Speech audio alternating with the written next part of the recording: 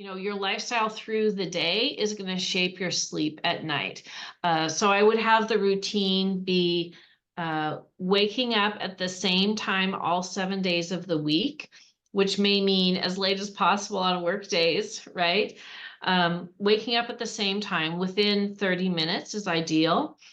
Bright light within the first 2 hours. Meal times that are distinct without just snacking, but 3 or 4, however many is the right number for you, meal times that are distinct and are at the same time, again, all 7 days of the week. Getting those light breaks every 2 hours.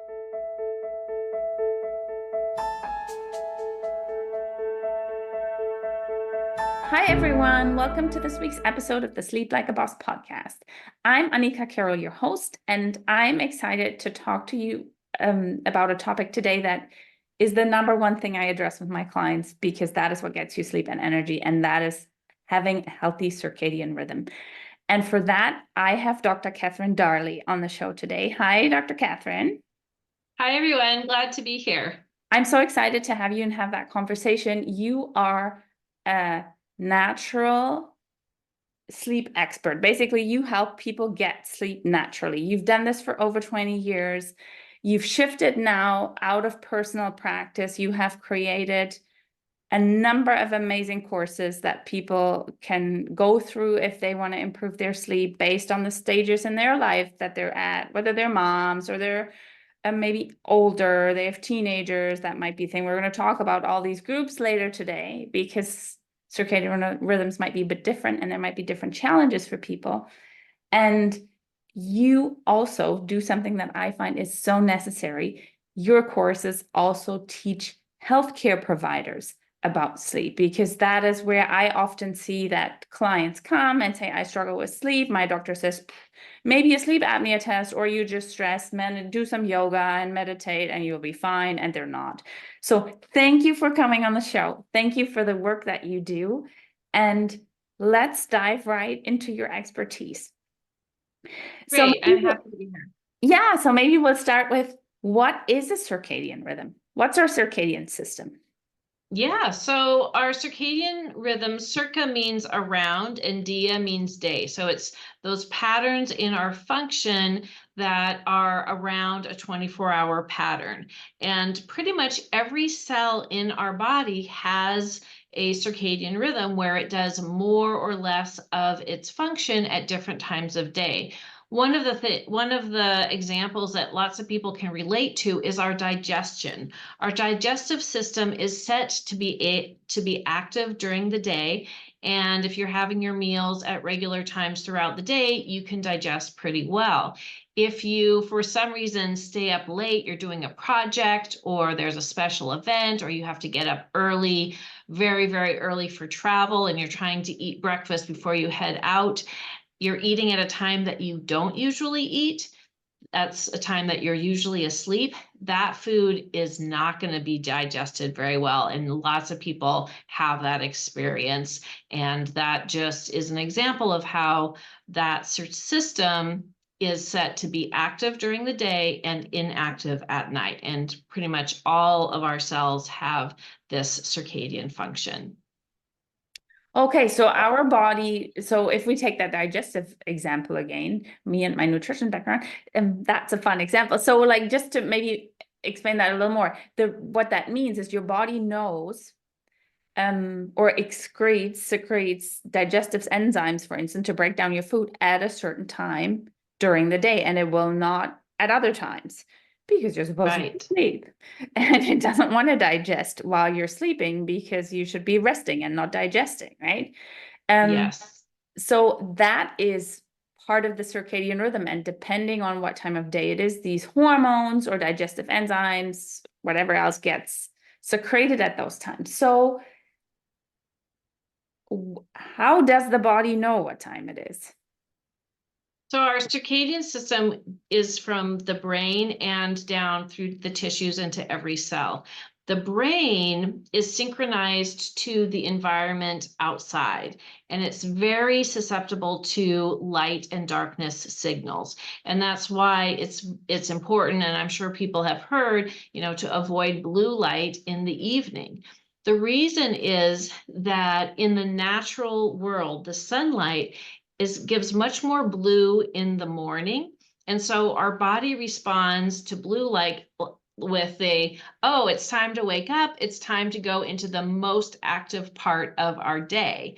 So you don't want to be getting this artificial blue light at night. You want to be getting blue light in the morning by going outside. And I really encourage people to go outside periodically throughout the day, 20 minutes in the first 2 hours of the day, and then every couple hours, take a 10-minute sun break.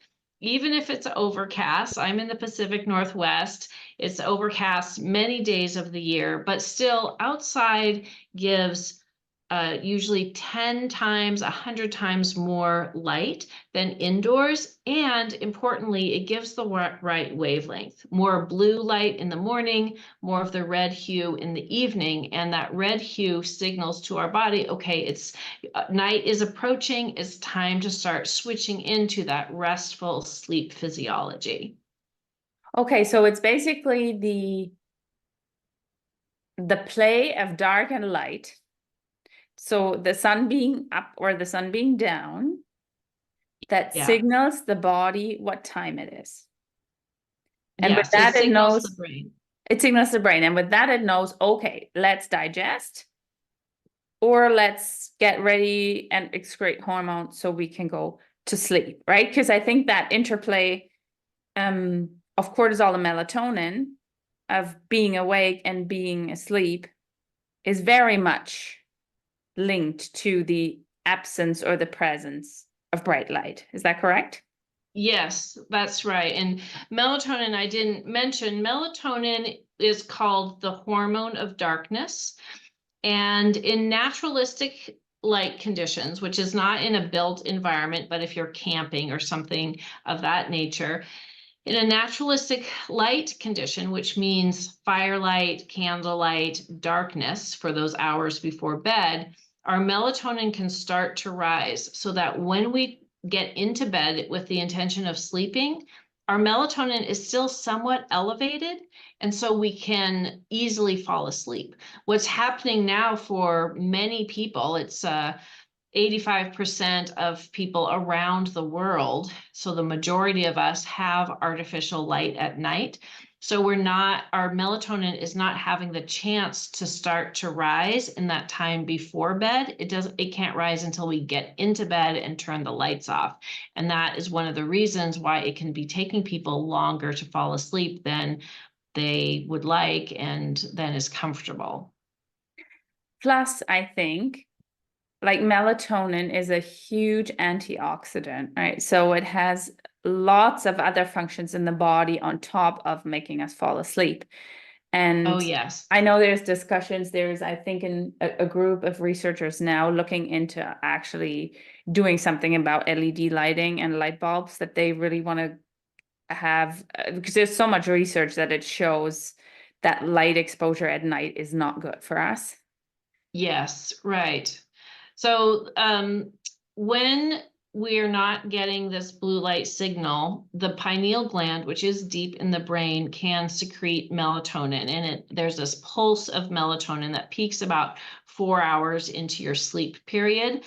And that melatonin first goes around the brain and makes us drowsy. And then it enters the circulation and goes through our entire body. Every cell has melatonin receptors. And so this pulse of melatonin at night goes through the body, binds to the receptors at the cellular level, and signals it's nighttime, time to switch into nighttime physiology. And that's why, one of the reasons why our cells will go into more of a rest phase, the majority of them, digestion, etc. And yes, melatonin also is secreted and produced in the cells. that melatonin that's produced in the cells just stays in that area. It doesn't go into the circulation. So cells are also making melatonin, and that's where we see it as one of the most strong antioxidants, along the lines of vitamin C or glutathione, equally powerful. It is a strong anti-inflammatory, which we certainly need as we age for health. There's a concept of inflammaging, where aging is contributed to by inflammation. So we certainly want our melatonin levels to stay at their natural high levels as they would be without electric light, so that we have that anti-inflammatory effect. They also are it's also neuroprotectant. It works at the mitochondrial level. Many good purposes that melatonin is doing throughout our body. Yeah, and we want to support secretion as much as we can at the right time, right? Like we want that circadian Yes. rhythm to work well. So cortisol high early in the morning, or healthy high, right? So we have energy, and then melatonin coming in later to then get us to sleep and recover overnight, right? Exactly. Is that always like that? Like, doesn't matter if when I'm born, but babies have a bit of a different circadian rhythm. They sleep a lot. They don't have that clock figured out yet, I think. But then I'm like, I'm starting to go to school. I'm becoming a teenager, puberty. I'm getting into my 20s, 30s, 40s. Like, how does that change throughout life? Does the circadian Yeah. change? Yeah, so there's a concept called chronotype, which is, are you a morning person, night person, or neither, middle of the day, where a morning person is going to fall asleep earlier than average and wake up earlier, and then that's you. Yeah. Me too. Night person will fall asleep later than kind of social norms, and therefore need to sleep later in the morning. And we do see a really significant change in chronotype during adolescence, and actually at the very beginning of puberty, before you see breast bud development or rapid growth, getting broader, whatnot, you'll see that a child will start to become more of a night owl. And from the age of 10 on till 21 for women, 22 for men, they will shift. So they are extremely night owls. And then over the next decades of adulthood, we will gradually shift to be more morning people. But it's really, one of the things that I feel adamant about is sometimes teenagers get blamed and shamed for being night owls. And this is not their fault. It is just an aspect of puberty and adolescent development. And, sometimes people say, well, if they just wouldn't be on their phones late at night. Actually, this change was first really well documented and understood in the mid 80s, which, there were no personal devices. No. There weren't even really home computers. People had TVs where they could have gotten some blue light, but incandescent light bulbs, which have much less of an impact on melatonin, were present in the homes at that time. And still we observe this very extreme swing to be a night owl. And so it's not just people's personal habits that cause that. I guess it does make, and I totally, because I have a 10-year-old and he's not at that point where he's doing that. So knock on wood. But I totally get it, because as parents, I find we get to a point where it's like, oh my God, it was a long day, like 10:30, 11, I would like to go to sleep, but my kid's up there till 1, 2 in the morning. And I'm concerned, and that I totally get, about the next morning, because while naturally we would have them sleep in longer, and that is what often happens on the weekends, then you don't see them coming out of their rooms till whatever time, they'll have to get to school on time. Right. And so what ends up happening is young people, adolescents, they can't fall asleep until late because their body clock is just not ready to sleep, but yet the school start times are squishing their sleep. So they're actually the most sleep deprived age group. It's 90% of high school seniors are sleep deprived. And that has a really big impact on their ability to function well academically, socially, get along with people, learn impulse control, and physical injuries on the sports field, or if they're new drivers, are associated with that sleep loss. There's actually a wonderful nonprofit that I've been involved in called startschoollater.net. They're US based, but there's other organizations in other countries that are working to have evidence-based school start times. The recommendation for middle school and high school is 8:30 a.m. or later, is a much better school start time. Yeah, and I've seen that for some states in the US where they're starting to push later, because I remember when I went to school, like at least high school, we had to be there 7:50. Whatever the weirdest start time, but 7:50 was the start time. And that was in Germany. And here in Canada, everybody, or at least in our province, everybody starts at 9 o'clock, where I find that late because I'm an early person. And my main energy would be like, if I could work from 7 to 9, I'd get most of my stuff done. But no, kids are not at school by then. I have to get them there. But from them being able to manage that sleep deprivation a little better, especially for the older ones, right? I think that's actually good. It's for them, it's probably still not ideal, but as much as we can do to push it as far back as we can. But is there something with teenagers when we say this is their natural state of functioning at that point, because their cortisol and melatonin are released at those times, and that shifts them into this night owl state? Is there any way we can support that with like making sure they're not on screens till 1 a.m. or on gaming on the computer till 1 a.m? So like avoiding some of the bright light, is that interfering with that, or is that okay to do just to help them maybe get tired a little earlier? Yes, so long as, I think I love the way that you phrased it, to support them to get tired a little bit earlier. Think about if you ask a teenager to fall asleep at 10 or 11, it's like asking an adult to fall asleep at 7. Yeah. Most of us would not be able to fall asleep at 7 p.m. no matter how much we tried, or no matter how much our parent yelled at us, right? It's just not going to happen. But, yes, it's not realistic for kids to fall asleep at 1 or 2 and get enough sleep. So one thing people can do is have the young people wear blue blocking glasses.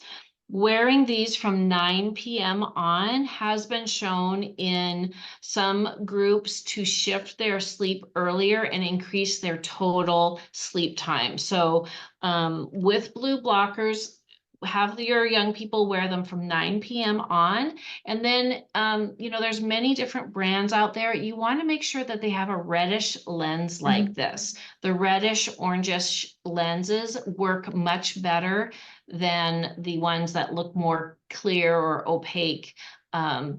These are more evidence-based. So that's what you want to have for your teenagers. And I really think that they can be helpful for people of any age who are having difficulty falling asleep as early as they want to fall asleep, to wear those for 2 hours before bed.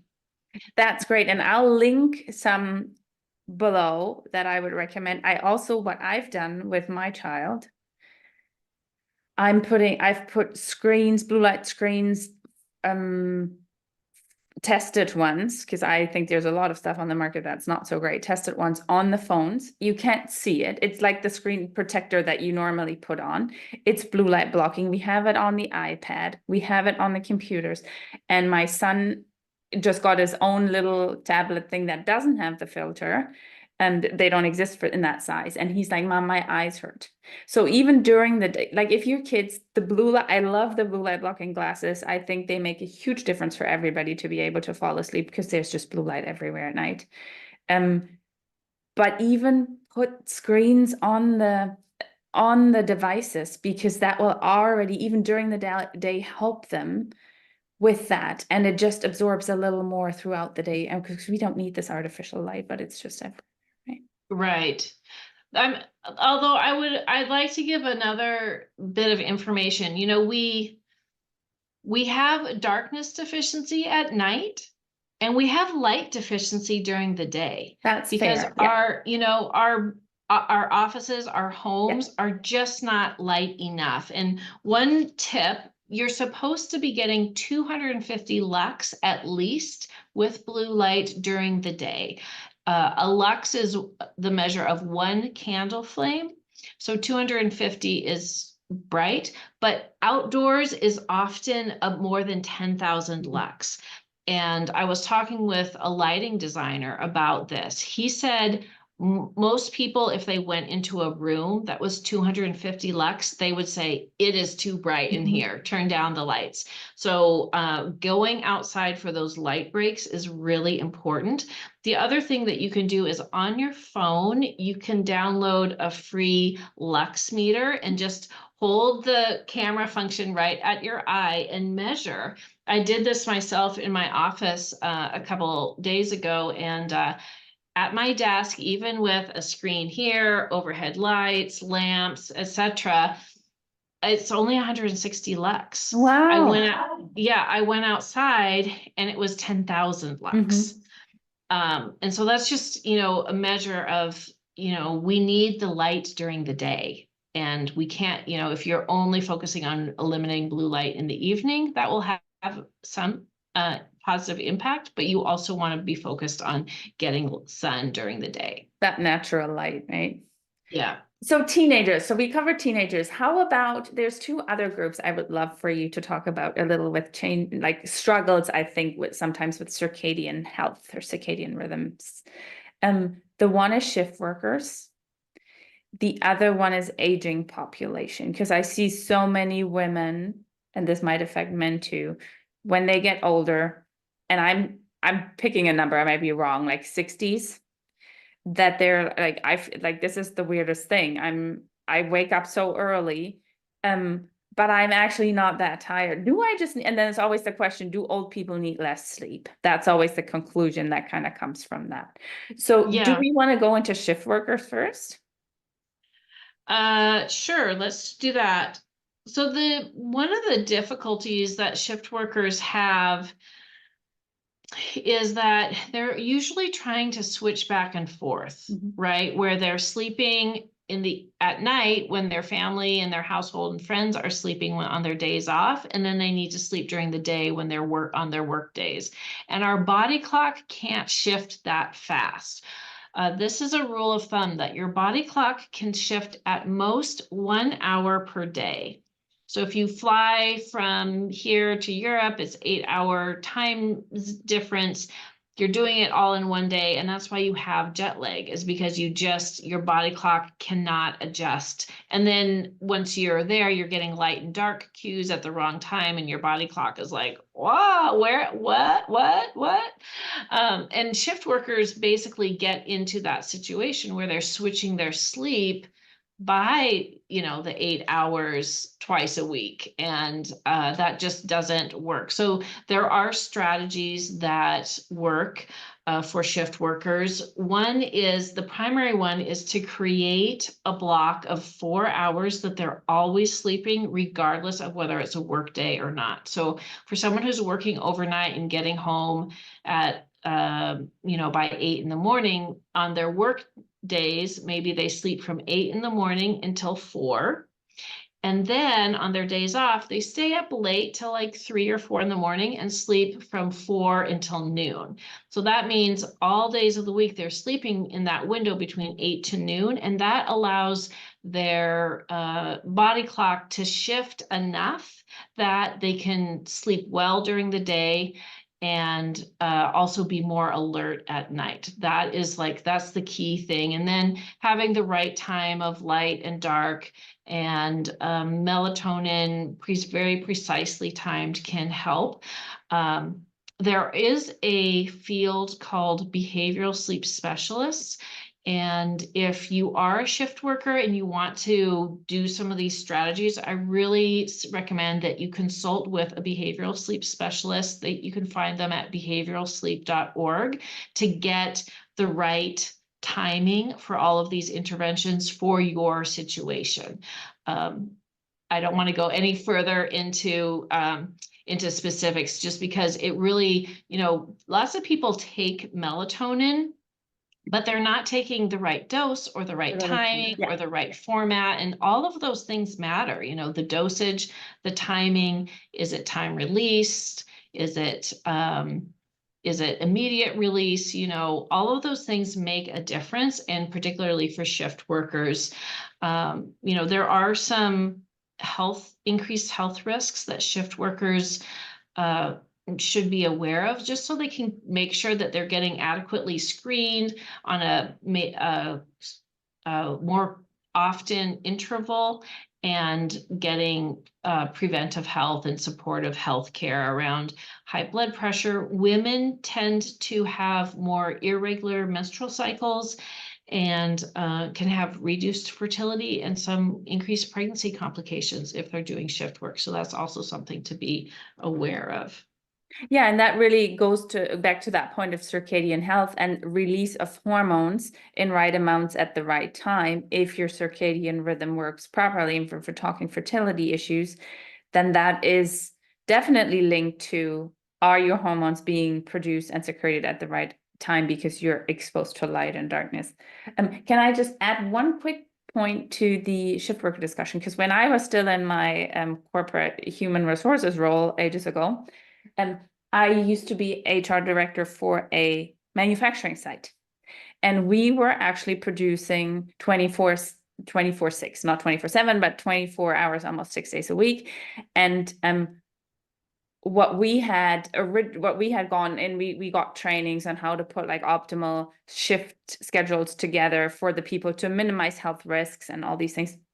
And the one other thing, I think most companies do that now, but I'm not sure if everybody does, is that you always rotate forward in your schedule. Right. So you go from if you work the early shift, your next block should be the late shift, then it should be the night shift, then it should be the early shift again. You should never try and go backwards, because your body just doesn't do well with that. And back and forth would be, for circadian health, probably a complete disaster, because the body has no clue where it's at. Right. I said that the central pacemaker of our circadian rhythm is deep in the brain, and it needs the sunlight and the environmental cues to keep us on the environmental day. That central pacemaker is actually a little bit longer than 24 hours. And so that's why it's much easier for human beings to stay up a little bit later than it is to go to bed early. And that is another reason why we just really have to get those light signals during the day to synchronize our brain with the day. Yeah, and basically kind of set our internal timer, right? Like, because there is no body clock per se. It's just, it all comes from that light. Okay, let's talk about aging. Yes. How does it change when we age? Does it change when we age? I'm so glad you brought this up, because I feel like it's important public service announcement, actually, to let women know, and the people who love them know, that women after menopause actually have some of the highest rates of sleep disorders. And there's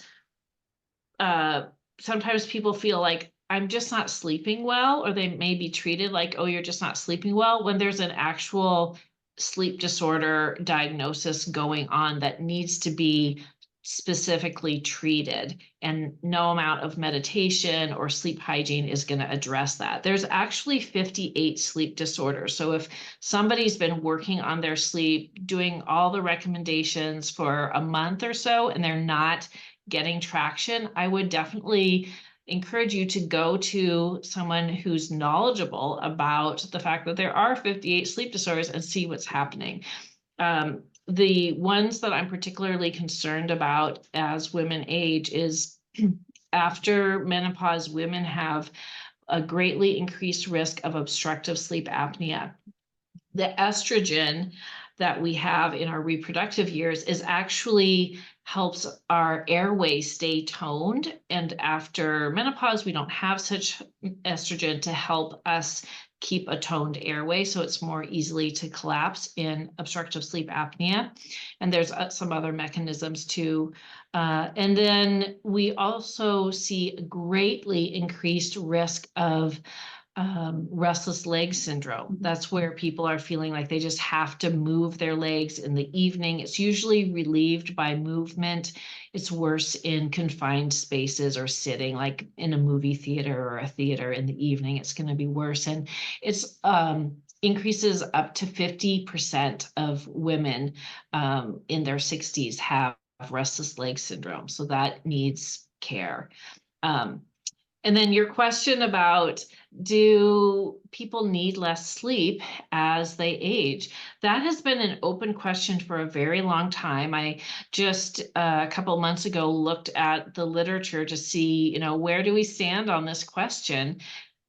And the most recent is that people as they age probably need the same amount of sleep as when they were in midlife, but they're not able to achieve it because their sleep system has broken down.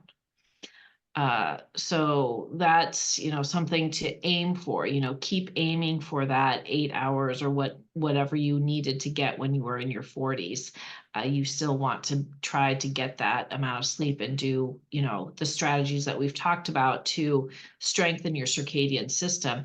I mean, one of the things that we do see with aging is that the circadian rhythm becomes less pronounced, less robust. A young person, they'll be widely awake or deeply asleep. A senior will be somewhat awake, somewhat asleep. And so getting those light cues is really going to help. And the other thing to know, we haven't talked about is, I did say that there was the central pacemaker in the brain, and then there's all these levels from the tissue level down to the cellular level.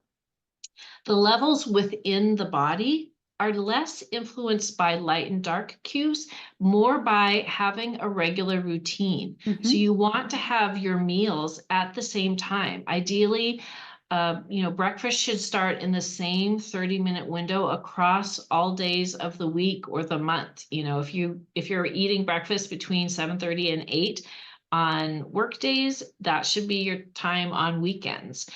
Same for lunch, same for dinner. Exercise will also be a time cue for your circadian clock at the tissue level. So you want to have it either morning exercise, afternoon, or evening. It doesn't have to be quite the same hour like the meals should be, but the same kind of block of the day. Great. And what about an exercise? Because that question comes up often. How about exercising at night? Is that a good idea? Yeah, so if you're exercising after 7 p.m., it's going to shift your body clock later. Exercising before 4 o'clock in the afternoon will shift your body clock earlier. So I think that's a good practice just because we do get so much artificial light at night that shifts us later. Doing whatever we can to behaviorally to shift our body clock earlier is probably a good idea.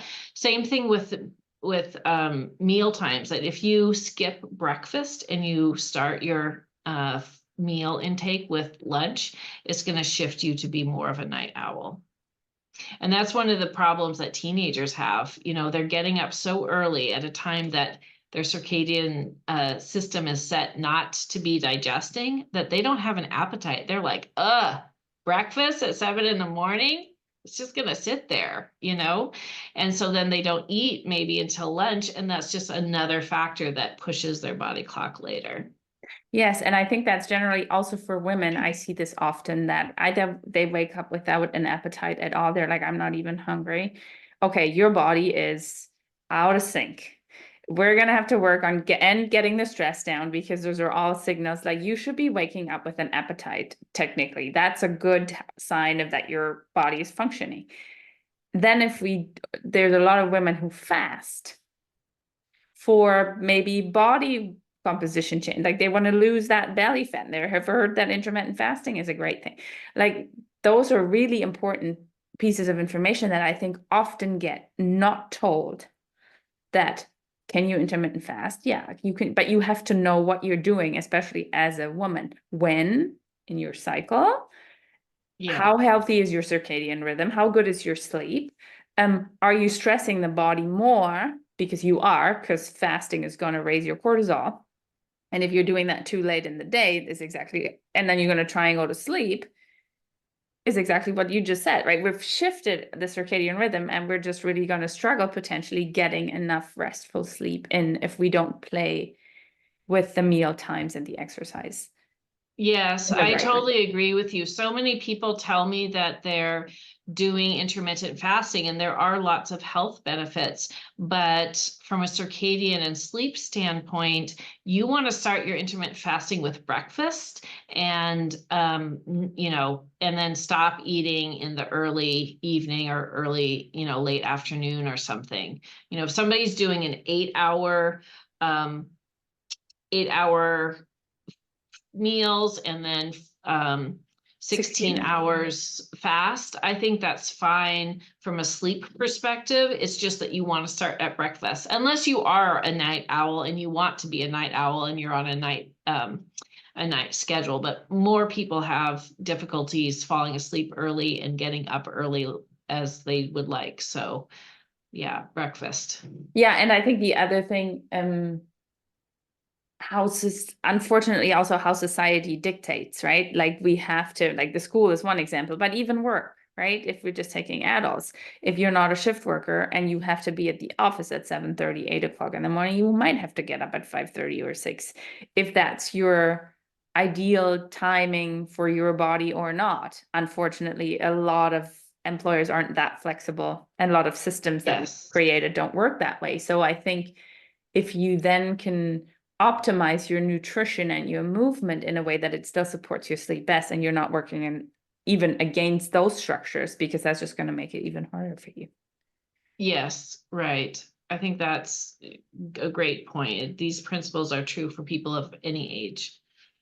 What are a few things like what would be your top threes for people to look after their circadian health, to get their energy up, to improve their sleep? What would you have them do? Yeah, so I think about it as a sleep healthy lifestyle that your lifestyle through the day is going to shape your sleep at night. So I would have the routine be waking up at the same time all 7 days of the week, which may mean as late as possible on work days, right? Waking up at the same time within 30 minutes is ideal. Bright light within the first 2 hours. Meal times that are distinct without just snacking, but 3 or 4, however many is the right number for you, meal times that are distinct and are at the same time, again, all 7 days of the week. Getting those light breaks every 2 hours. What I do in my household is I set a timer, and like I have, I'm self-employed, so I'm my own boss, and I have to take a break and go outside myself and take the dog every 2 hours. And then and then of course the blue blocking glasses for the 2 hours before bed. And then I also like, particularly for people who are busy, women, can have a lot of roles and responsibilities in their life, to frame that sleep time is just for rest. It is not time to think things through. I think, many busy people can get, so they're like busy, busy, busy until they quickly brush their teeth and hop into the bed. And it's their only time or their first time that things have truly been quiet and nothing's been asking for their attention. And so they end up processing their day.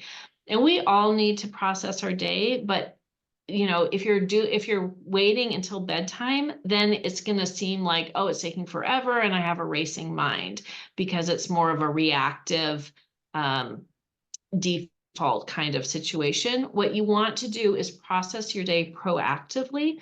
And I like people to do like a 10-minute brain dump onto the paper, and then have established some limits and some boundaries. And, when you get into bed, if your mind starts going, you say something like, I already thought about that. I will have time tomorrow. Now is my time to sleep. And, we all deserve time off duty. We do. We all deserve time off duty, and sleep is part of that time. Yes. And we don't need to earn it either. It's just, we just need it. Yeah. And deserve it. I like the word deserve. Like, we all deserve it. I know everyone's listening is doing their best, and you deserve time to sleep. And, I also know that that's not always, we have people in our homes that need care sometimes, young ones, people who are ill, elders, sometimes you are responsible for caring for others or helping them in the middle of the night. But if it's your mind and your thoughts keeping you up, that you can proactively put into your day. Absolutely. Thank you so much. Those are amazing tips. If people want to find you, look at your courses, look at learning how to get their sleep back on track, how can they do that? Yep. So you can find me at skilledsleeper.com. I have courses that I've designed that are unique and targeted for different populations, because different groups need different sleep skills. There's one specifically for shift workers. There's ones for family. There's one for women, different demographics.